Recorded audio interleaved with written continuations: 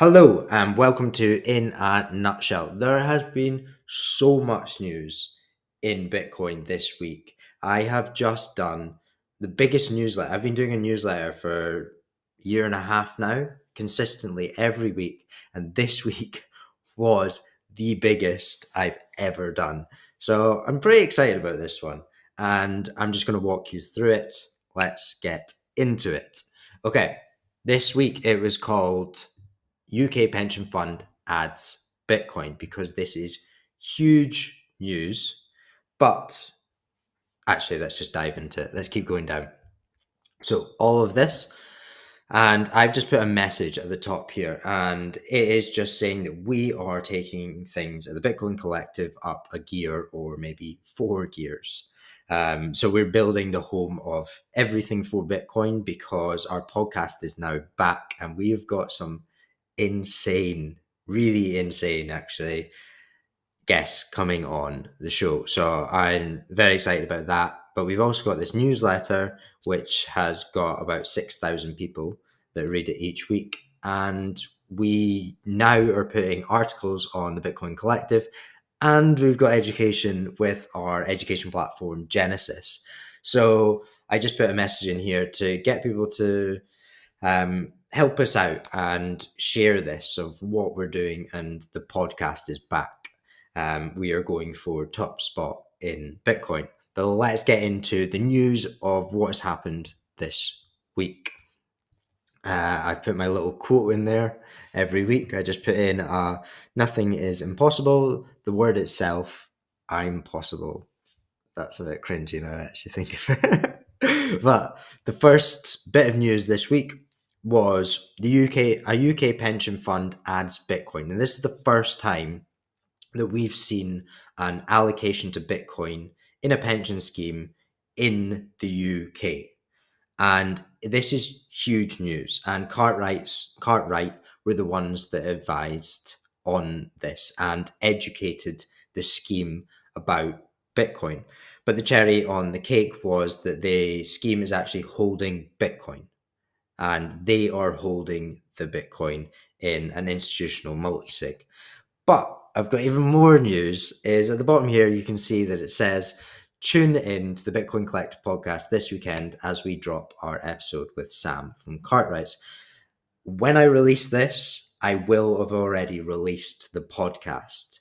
So go and listen to this podcast because we break down everything on why they've done it, how they've done it, some quirky things, and Sam gives really good insight into this. And Sam is the director of investment consulting at Cartwright.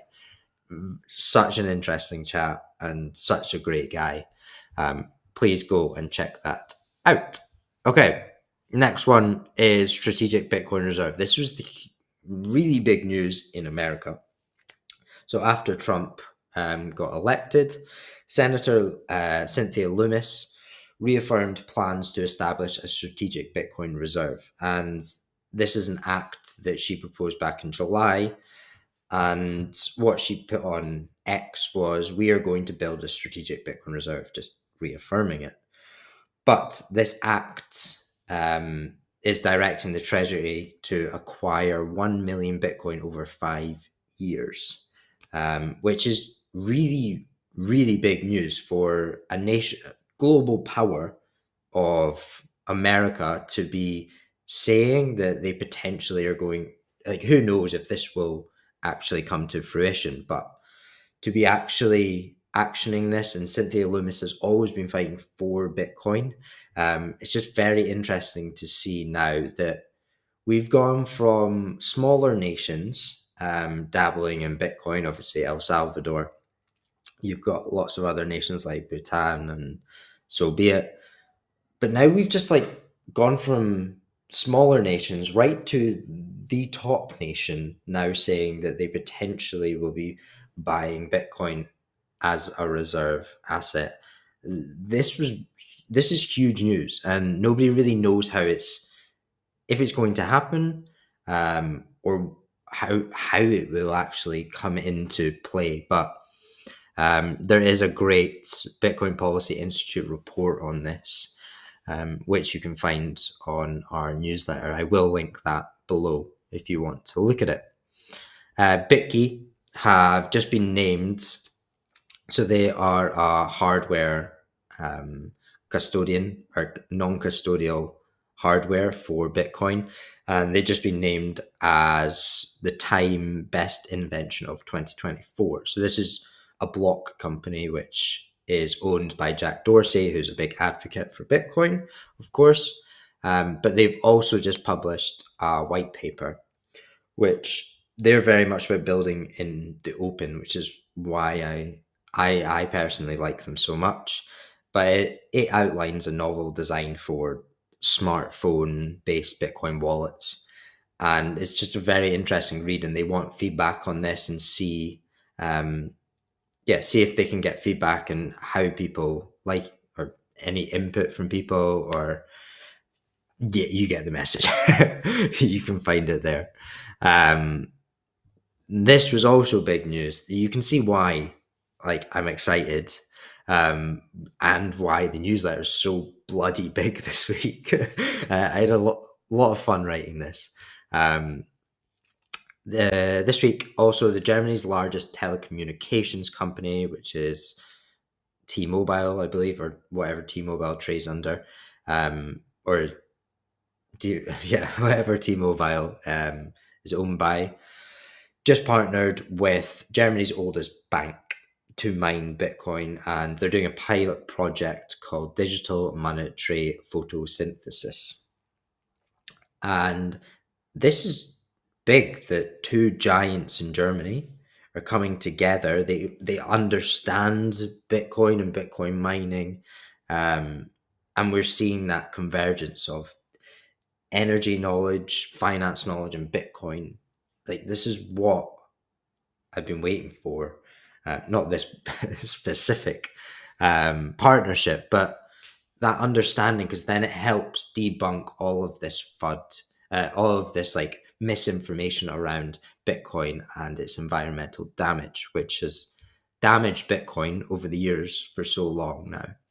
And then this is an article that was written on the Bitcoin Collective by someone. The author goes by Bitcoin Actuary, and it's a great read. So MicroStrategy have a meteoric rise because of Michael Saylor's just conviction in Bitcoin and the strategy just accumulating since August 2020. But this article outlines just like where, taking you through like where have MicroStrategy started from, like the journey through, and then what could be next for MicroStrategy. Really good read, and lots of people are jumping onto the website actually to read this. So it's really nice to see that it's getting a good response. So if you're into MicroStrategy, I would recommend reading this. And then we've got just quick reads here, and I'll just quickly fire through them. And it's the Central Bank of Argentina opened an art exhibition that included Bitcoin mining equipment that was actively mining Bitcoin. Really cool. That link takes you to the photo. Actually, I'll just do it so you can see it whilst I'm on here. So there you go. Pretty cool. This is what they've done. And then you got Flowmageddon, which is a Trump-inspired gush of cash, is just flowing into the Bitcoin ETF specifically. And on top of this, after I posted this newsletter, Bitcoin ETF at BlackRock actually just overtook the gold ETF, and that was in 10 months. Sorry, but 10 months it took to overtake the gold ETF. That is a statement. Next, Lyn Alden co-authored a paper that analyzes the process and risk on how Bitcoin upgrades its consensus rules over time. I'm going to be honest, I haven't read this one yet. I just put it in because it was Lyn Alden. I will read it over the weekend, so I'll maybe feedback next week, probably on Twitter, on X. BlackRock spot ETF did 4.1 billion in a trading day, and this is the biggest day ever. That goes to my point of it's huge. The first UK school to offer lessons in Bitcoin. Listen to that. The first UK school to offer lessons in Bitcoin. Then you match that with the pension schemes, what's happening in the UK. We're definitely hitting a turning point in the UK. Detroit, Michigan, to become the largest US city to accept Bitcoin and crypto as payment for taxes. Says what it does on the tin. Sotheby's, I don't know if I'm saying that right. CEO went down the rabbit hole at 57 and now fully into Bitcoin at 59. That's like a 3-minute video telling the story of him going down the rabbit hole. Really interesting.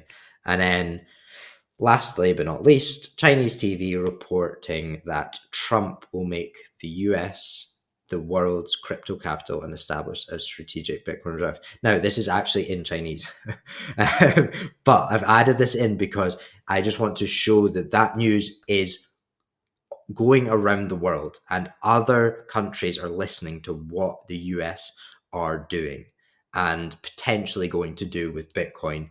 And it made the news, and it's made the news around the world. So it it's huge. It's very big news. That is everything that I had in there. We've obviously got a crossword, um, which I just make every week. And yeah, that's it. And we've got this really cool thing that if you want it read out to you by AI, that do it. I don't know if you can hear that, but there's a guy reading out the newsletter, but he just reads it line for line and it doesn't really work. I hope you enjoyed this. Please go and listen to the podcast. It was an awesome episode. We have got, I've lined up 3 other guests for this month. Please go and subscribe to the YouTube, the podcast, and go and check out the newsletter because it takes me a good amount of time and yeah, I think it's good. Right. Thank you very much for watching and yeah, have a good weekend.